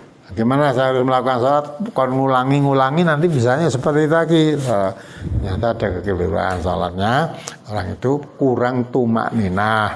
Maka kalau sholat itu harus pakai tumak ninah, baik rukuknya, sujudnya sampai tumak ninah. Orang kok rukuk sujud belum tumak ninah langsung berdiri ya, lah itulah. Jadi katakan Rasulullah, oh lah kurang tumak ninah. Kalau tidak dijelaskan begitu, ya sesuatu sholatnya ngono meneh. Misalnya mau ngono. Nah, tapi dengan dia diberitahu kesalahannya tadi, nah diharapkan besok lagi kalau sholat tidak seperti yang itu. Maka kalau imam bacaannya atau gerakannya kok selalu salah, tidak tumakninah tadi, nah itu dikandani, belajar sholat. Coba aku sholat wis cilik wis iso kok. Nah, mah iso nih, rumah tamu iso nih, jane rung iso. Enggak diberi kalau perlu. Nek diajar ya belikan buku tuntunan sholat dikasih, sholatnya ben bisa jadi betul, pelajarilah tuntunan sholat ini. Kalau perlu, ayo dikaji bareng tuntunan sholat ini, nah gitu. Biar paham. Apalagi? Saya dari Pandeglang Sedepi. Pandeglang ya? Ya Pandeglang, Kecamatan Sedepi. Ya. Kampung Cinangka, Desa Mekarwangi. Ya, sama saya Pak Dedi. Ya. Begini. Pelan-pelan saya saja. sholatnya di rumah saja karena kurang setuju terhadap imamnya. Tapi dan sholat saya. Itu bukan sekian saya. Assalamualaikum warahmatullahi wabarakatuh. Waalaikumsalam warahmatullahi wabarakatuh. Nah, tidak suka karena apa tadi dengan imamnya? Ya, imamnya padahal yang lain do sholat jamaah di itu hanya tidak suka, ya, tidak suka kepada imamnya, kok pilih di rumah. Berarti selesaikan yang baik, tidak sukanya apa? Ya, sebab apa imamnya tidak suka itu lah, didatangi dengan baik. Nah, apa yang menjadikan dirinya tidak suka itu supaya dirubah, dihilangkan, nanti menjadi suka gitu lah. Ya, kalau tidak datang di masjid kan tidak baik, lebih afdal datangnya di masjid karena tidak suka dengan imamnya. Ya sama orang muslim kok sampai tidak suka, sampai menjauhkan diri dari jamaah sholat. Nah, hanya tidak suka dengan imamnya, nah, maka dikenahkan aja, dikelirkan dengan baik. Ya, sama muslim tuh jangan sampai itu namanya kan putus. Nah, suka terus menjauhkan diri, ya, memutus persaudaraan. Padahal kalau ada yang menjadikan tidak suka sehingga memutus persaudaraan, perintahnya Nabi itu sil mangkotoak, sambung orang yang memutus persaudaraan dengan kamu. Yang memutus persaudaraan itu supaya menyambung. Nah sekarang saya tidak suka dengan imam, maka saya tidak datang ke masjid, saya putus, saya di rumah saja. Nah sekarang dicari jalan keluar, wong sesama muslim kok begitu, yang menjadikan tidak suka apa toh? Berarti kandani nanti biar imamnya merubah. Bisa jadi tidak suka itu bukan salah imamnya, tidak suka itu mungkin salah bagi yang tidak suka itu. Kenapa wong dari kalau imam nanti tidak suka sesama muslim, padahal sesama muslim itu kata Nabi itu ya supaya kalau perintah Nabi kalau sama muslim itu sil mangkotak, sambung orang yang memutus hubungan dengan kamu. Waktu man haramak, kalau ada orang tidak pernah memberi, meminjami kepada kamu, seolah-olah saya memberikan padamu itu haram, meminjami kepadamu itu haram, maka tidak mau. Maka ketemu orang yang semacam itu, kalau kamu nanti punya sesuatu yang mereka butuhkan, berikanlah. Hal yang tidak diberikan ya dipinjamkan.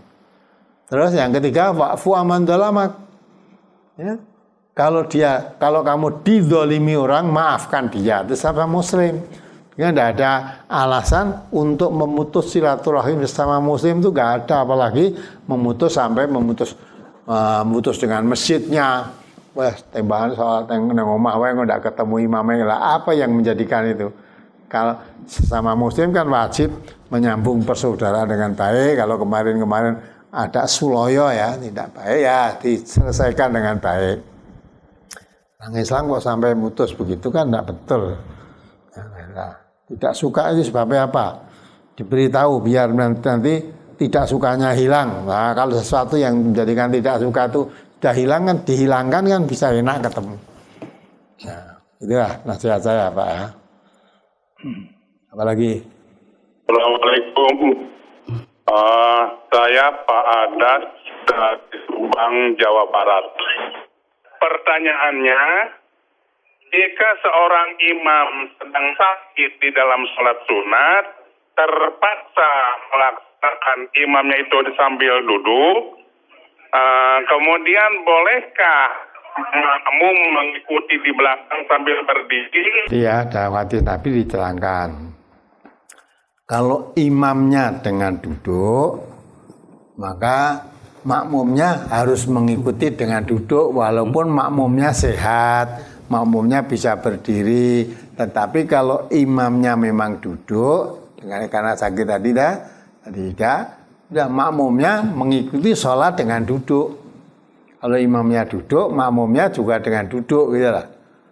Nah, itu ya, walaupun makmumnya bisa berdiri tapi imamnya duduk, maka dia ikuti dengan duduk. Itu ya, jadi ya dalam tata cara sholat berjamaah kemarin sudah dijelaskan juga ya. Ikutnya ada imamnya takbir, imamnya mengucapkan Sami Allahu liman hamidah, makmumnya Rabbana lakal hamdu. Kalau imamnya sholat dengan duduk, makmumnya dengan duduk. Lah gitu. Jadi kalau imamnya sholat dengan duduk, makmumnya pun mengikuti dengan duduk. Itu keterangan hadis Nabi seperti itu. Ya, satu dari Subang, mudah-mudahan bisa dipahami ini. Nah, cuma satu tadi ya, pertanyaan. Cuma satu. Ya, jadi kesimpulannya begini Bapak, kesimpulannya kalau imamnya duduk, makmumnya juga dengan duduk. Nah, gitu. Walaupun makmumnya bisa berdiri, tapi harus dengan duduk karena imamnya duduk. Ya, apalagi? Assalamualaikum warahmatullahi wabarakatuh. Al-Ustaz. Waalaikumsalam warahmatullahi wabarakatuh. Ya, silakan diperkenalkan Ibu. Nama dan alamatnya silakan. Ini dari Yati, Watu Malang, Wonosobo.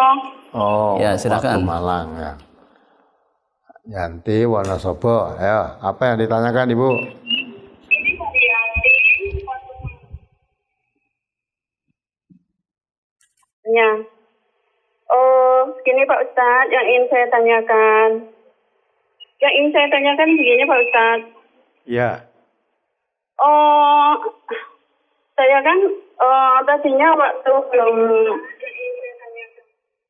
belum masuk kajian Quran Sunnah, kan selalu jamaah. Nah, ternyata satu kampung kan hanya seorang. Lalu saya kalau di musola ataupun di mana itu kalau misal menata show perempuan di belakang itu kan orang menghindari. Jadi nggak mau sejak saya mengenal Quran Sunnah itu dia nggak mau jajar saya karena nggak pakai kunut atau nggak seperti orang lain yang misal makmum hamil-hamil itu kan saya nggak ikut. Lalu saya memutuskan tidak pernah jamaah di musola. Hanya kalau hari Jumat, insya Allah tidak pernah ketinggalan Jumatan. Itu Pak Ustadz, bagaimana yang saya lakukan? Apakah sudah betul atau belum? Nah Ibu tadi tidak karena tidak mau yang jamaah itu dijejeri setelah ngaji, nggak mau gitu. Iya, sejak saya katanya kan tuntunannya aneh, jadi gimana gitu. Jadi nggak mau itu, orang nggak mau menjajarin saya. Ya. Jadi misal di lowongan saya masih lowong, itu dia di belakang atau di depan gitu. Bagaimana? Nah, Ibu kan sholatnya walaupun udah ngaji, sholatnya dengan mereka sholatnya kan sama. Misalnya ya sama 4 rakaat, maghrib 3 rakaat. Kalau dia tidak mau dijejeri, ya Ibu yang jejeri. Kalau ada sop kosong diisi gitu aja. Iya, saya pindah, Ustaz, dia pindah gitu. Jadi saya merasa nggak enak. Jadi saya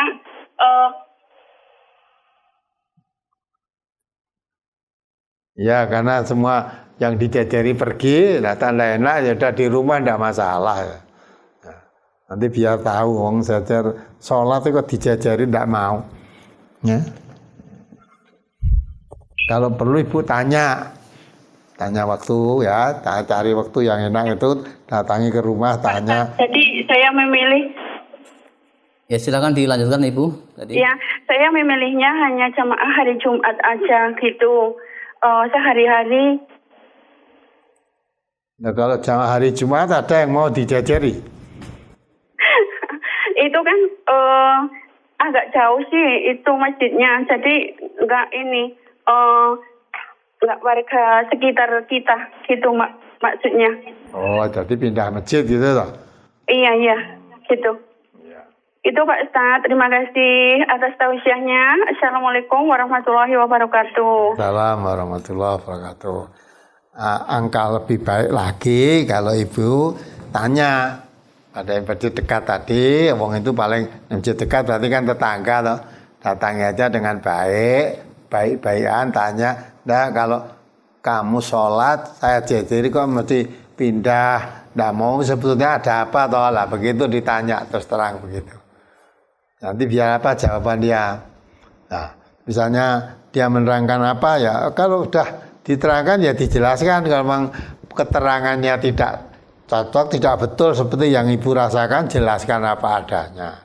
Jadi dia andai kata didatangi, ditanya sebabnya apa, kalau kamu sholat saya jejeri kok mesti tidak mau, mesti pergi, itu apa sebabnya, kenapa saya.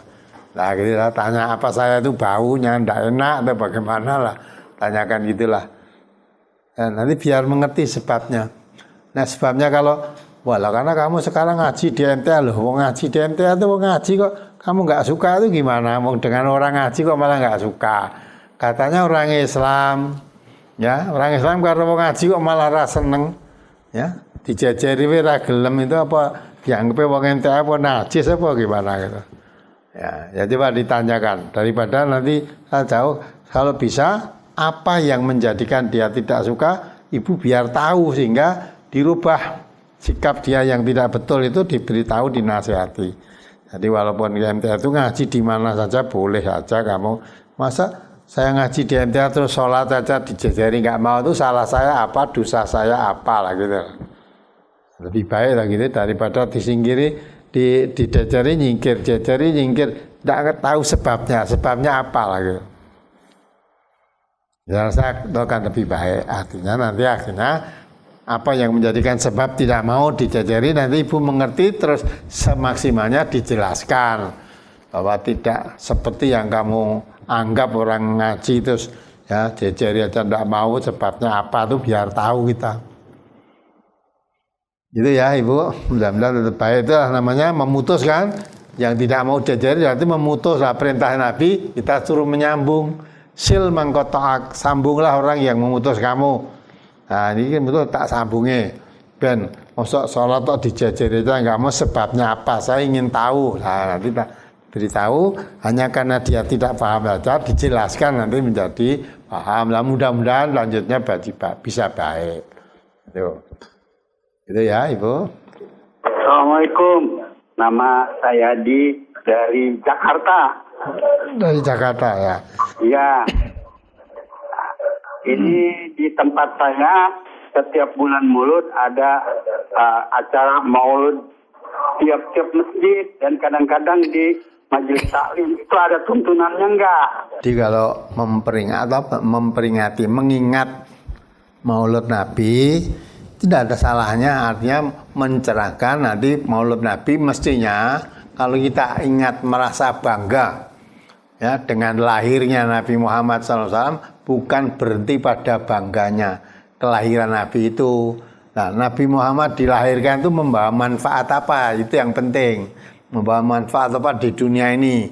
Nah, oleh Allah ternyata Nabi Muhammad di dunia itu menjadi uswatun hasanah. Laqad kana lakum fi Rasulillah uswatun hasanah. Sungguh, jadi dengan pada pribadi Nabi Muhammad itu diangkat oleh Allah Subhanahu wa taala menjadi suri teladan yang baik bagi umat manusia ini. Maka kalau ini pas Maulid Nabi kemudian menjelaskan tentang keberadaan Nabi, manfaatnya Nabi apa, nah itu boleh aja. Nah kecuali kalau Nabi terus selamatan itu yang tidak ada tuntunan dalam Islam, selamatan itu. Tapi kalau menceritakan ya kedatangan diutusnya Nabi Muhammad, manfaatnya apa, fungsinya apa, ya itu manfaat betul sekali menjadi suri teladan yang baik. Di samping itu Nabi Muhammad oleh Allah Subhanahu wa taala diutus membawa Al-Qur'an itu membebaskan manusia, yukhrijun nas minadz dzulumati ilan nur. Membebaskan manusia dari kegelapan, dari kekafiran kepada cahaya yang terang benderang, kepada keimanan. Ya. Di samping itu menunjukkan manusia ke jalan yang lurus. Wa yahdihim ila siratim mustaqim. Nabi Muhammad diutus oleh Allah ke dunia ini menunjukkan manusia ke jalan yang lurus.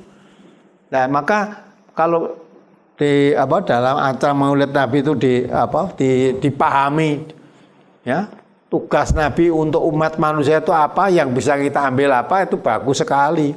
Boleh mendatangi itu ceramah-ceramah tentang kelahiran Nabi Muhammad itu boleh, tidak ada salahnya. Ya kalau ada sama Nabi terus selamatan ya, ini pas dari kelahiran Nabi terus selamatan cara umumnya itu enggak ada. Ya enggak ada tuntunannya, selamatan itu ya justru kalau mengikuti tuntunan Nabi itu akan selamat. Nabi Muhammad dilahirkan itu untuk diikuti, bukan diselamati hari kelahirannya, tapi diikuti ya kedatangan Nabi Muhammad itu di dunia itu apa? Jadi tuli teladan yang baik, menuntun manusia dari gelap gulita, dari kekafiran tadi kepada keimanan, ke cahaya yang terang benderang. Di samping itu menuntun manusia dari jalan gelap, dari jalan sesat ke jalan selamat. Nah, itu bagus sekali itu. Maka kalau tidak diterangkan begitu, kadang-kala kan lupa atau tidak gagas gitu. Nabi Muhammad diutus itu apa, tidak gagas. Maka kalau mencintai kelahiran Nabi Muhammad, jangan cinta di waktu lahirnya saja. Justru lahirnya Nabi ketika baru lahir kan tidak ngerti apa-apa. Setelah diangkat jadi Rasul itu yang bermanfaat. Itu yang harus diikuti. Maka dengan misalnya Maulid Nabi, ini pas Maulid Nabi, hari kelahiran Nabi, terus Nabi jadi Rasul, tugasnya apa? Nah itulah pencerahan manusia di dunia itu menuntun ke jalan yang lurus. Itu bagus, jalan keselamatan. Yahdi bihillahu manitaba'arid wa nahu subula salam. Ya, itu wa yukhrijuhum minadh-dhulumati ilan nur bi'idnihi wa yahdihim ila siratim mustaqim. Menunjukkan manusia dari jalan sesat ke jalan selamat, dari gelap gulita menuju terang benderang dengan izinnya, menunjukkan manusia ke jalan yang lurus. Lah itulah jalan yang lurus yang dibawa oleh Nabi ini yang perlu diikuti. Nah, jadi kalau menurut Nabi diterang-terangkan tentang itu, bagus sekali, boleh itu datang. Apalagi? Halo, ya saya dari Ibu Aminatun. Dari mana Ibu? Dari Mojosongo. Oh ya, silakan. Ya, mau tanya Pak. Sholat Jumat itu laki-laki atau perempuan kan wajib. Saya kalau sholat Jumat itu di rumah tapi cuma 2 rakaat. Nanti sehabis salam, dzikir, lalu sholat lagi 2 rakaat sholat rawatib itu 1. Boleh atau enggak gitu. Saya kan sudah pernah mendengar kalau Pak Ustadz bilang kalau sholat Jumat itu wajib. Laki-laki maupun perempuan. Tapi saya sholatnya di rumah. Cuma 2 rakaat gitu. Terus Ya, silakan. rawatibnya 2 rakaat lagi. Kedua, suami saya itu sudah tidak bisa sholat dengan berdiri sudah 5 tahun lebih. Saya itu seandainya makmum suami saya terus menerus duduk itu apa juga boleh Ustaz ya? Gimana? Kalau makmum suami saya duduk terus itu apa ya boleh kalau saya ikut makmum duduk terus. Saya itu kan enggak gitu kok makmum duduk terus gitu. Saya jadi sholat sendiri. Itu ya. Yang ketiga, saya itu kalau subuh sudah sholat qobliyah subuh di rumah.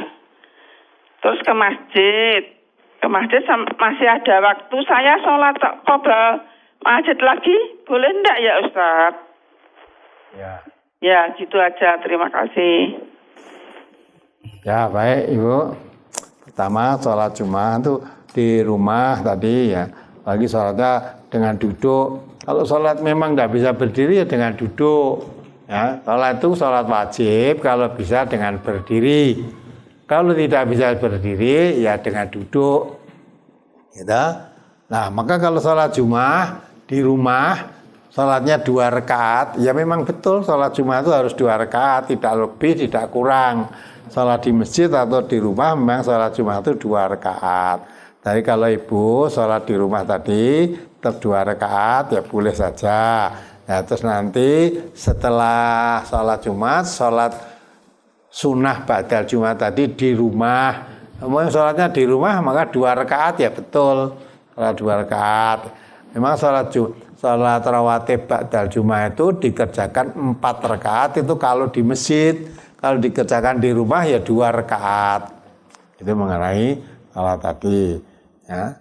Jadi dulu sudah pernah dibetulkan belum tentang sholat Jumat saya. Ya, saya rasa di akad pagi sudah pernah dibetulkan Bu tentang tuntunan sholat Jumat sampai berapa. Ya kemarin itu tuntunan sholat Jumat yang terakhir ya saya. Sudah, jadi boleh sholat di rumah. Tapi kenapa kok di rumah mestinya lebih afdal kalau sholat di masjid. Nah, apalagi kalau di rumah misalnya kalau di masjid tidak bisa berdiri duduk di rumah tadi ya sholat boleh sholat di rumah. Walaupun di rumah maka kalau sholat Jumat sholatnya ya 2 rakaat tadi. Nah, setelah selesai sholat Jumat mau sholat rawatib ba'dal Jumat 2 rakaat. Betul, itu sudah betul, boleh. Kemudian sholat makmum dengan suami, tapi sholatnya kok duduk terus. Lah kalau memang tidak bisa berdiri, ya memang duduk terus. Walaupun sholat dengan suami atau dengan anaknya, kalau memang tidak bisa berdiri, atau walaupun sholat sendirian pun ya dengan duduk. Ya, walaupun dengan suaminya berdiri, ya tetap duduk. Wong memang tidak bisa berdiri. Ya kalau bisa berdiri, ya sholat wajib itu tidak boleh dengan duduk. Tapi kalau memang tidak bisa berdiri, boleh dengan duduk sholat wajib itu. Walaupun jadi imam atau jadi makmum ya kan? Kalau jadi makmum ya apalagi jadi makmum. Nek jadi imam, nah duduk malah makmumnya harus melu duduk. Walaupun makmumnya bisa berdiri, tapi kalau imamnya duduk, makmumnya duduk. Nah karena ibu menjadi makmum, suami ya suaminya walaupun berdiri memang suaminya bisa berdiri. Lah ibu yang tidak bisa berdiri ya dengan duduk aja. Memang duduk terus, makmum atau tidak makmum selalu duduk, sah itu insya Allah sah sholatnya. Nah, kemudian sebelum sholat subuh, tadi sudah sholat fajar ya, sholat rawatib, sholat fajar. Nah di rumah. Kemudian kok ke masjid. Nah, ke masjid masih ada waktu lagi, masih sholat. Mau sholat tahiyatul masjid boleh saja. Kalau memang masih ada waktu boleh. Ya. Jadi ketika di masjid tadi masih ada waktu, kemudian dia mengerjakan sholat qobliyah subuh lagi. Ya. Itu kalau sholat qobliyah subuh itu enggak ada, Bu. Ya, kalau sholatnya rawatib subuh itu dikerjakan qobliyah subuh itu boleh ya, namanya sholat fajar tadi. Tapi kalau sudah di rumah sholat fajar, ya sudah qobliyah subuh tadi. Nanti di masjid tidak usah sholat qobliyah subuh. Sholat di masjid itu kalau mau sholat namanya sholat tahiyatul masjid. Sebelum duduk sholat tahiyatul masjid itu kalau mau sholat lagi. Tapi sholat qobliyah subuh yang dimaksud sholat fajar tadi cukup sekali saja. Kalau di rumah sudah dikerjakan sholat fajar, ya di masjid nggak usah sholat fajar. Tapi di masjid kalau masih ada waktu boleh sholat bukan sholat qobliyah subuh, tapi sholat tahiyatul masjid tadi boleh, tahiyatul masjid. Nah, kalau sholat fajar cukup sekali aja. Apalagi? Assalamualaikum. Ya, ini nama saya Bu Juju dari Lemah Tunggi, Majalengka, Jawa Barat. Majalengka ya? Iya, Majalengka. Ya. Dekat ya. Yang tanya tadi ya? Bukan. Ya, silakan apa yang ditanyakan, monggo. Oh, begini Pak Ustadz. Kan ada apakah ini hadis, apakah ini karangan para ulama gitu. Sholat yang berjamaah makin banyak makmumnya atau makin banyak jamaahnya, itu pahalanya lebih banyak juga. Nah, bagaimanakah, kan di masjid saya nggak ada orang masuk ikut sholat berjamaah gitu. Jangankan sholat berjamaah, sholat munfarid pun hanya sekeluarga gitu. Enggak, maksudnya sholat 5 waktu itu cuman sekeluarga gitu, nggak ada dari lain gitu. Nah, gimanakah itu katanya masjid saya itu beda, nggak pakai kunut, nggak pakai usolli, jadi nggak ada yang masuk, nggak ada yang mau masuk gitu. Gimana Bapak, apakah benar sholat yang paling bagus itu yang banyak jamaahnya atau yang banyak amumnya? Minta penjelasannya, kasih. Jazakallahu khairan. Assalamualaikum warahmatullahi wabarakatuh. Waalaikumsalam warahmatullahi wabarakatuh. Memang sholat itu kalau makmumnya lebih banyak itu lebih bagus. Itu hadis Bu, bukan kemarin yang brosur pertama kemarin. Sudah ada masih di bawah, coba dibacakan. Coba makmumnya satu, coba sholat itu jangan sendirian. Kalau temannya walaupun 1 orang atau 2 orang, makin banyak makmumnya lebih baik daripada makmumnya yang sedikit.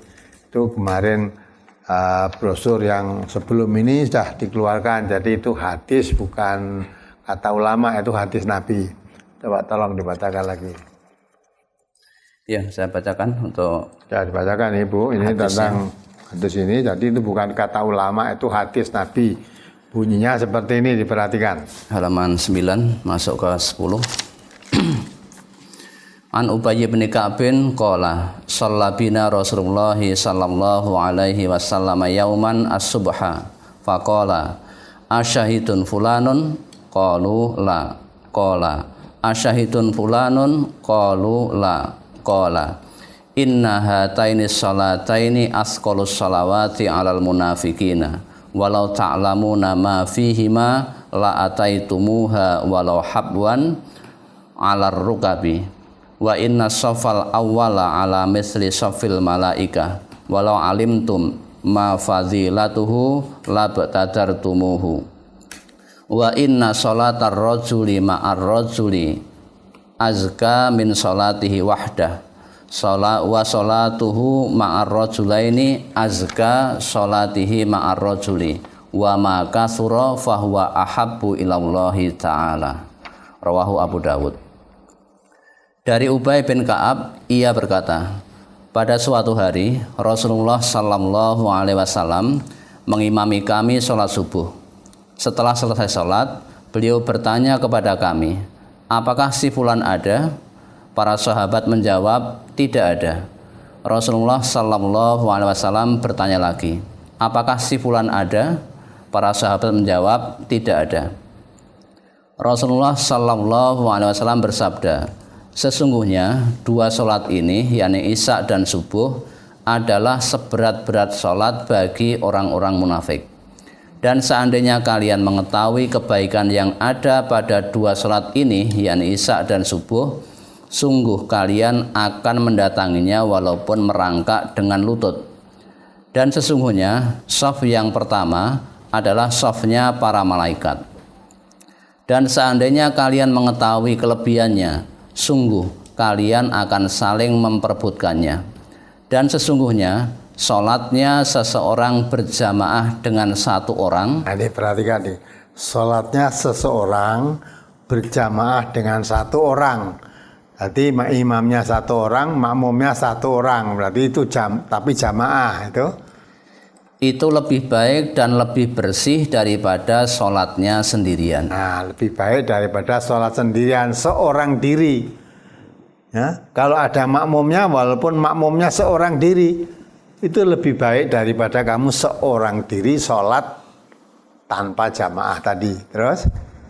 Dan sholat berjamaah dengan dua orang itu lebih baik dan lebih bersih daripada sholat berjamaah dengan satu orang. Nah, kalau jamaah makmumnya dua orang, lebih baik daripada sholat dengan makmumnya hanya satu orang. Dua orang lebih baik. Terus?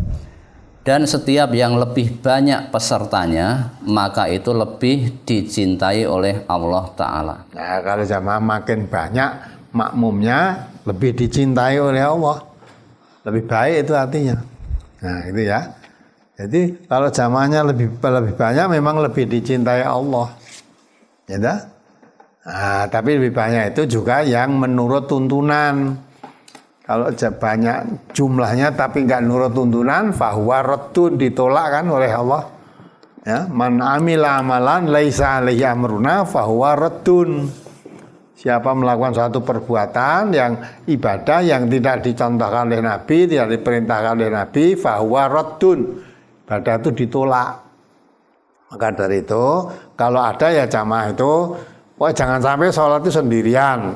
Walaupun makmumnya hanya satu, kalau bisa jamaah.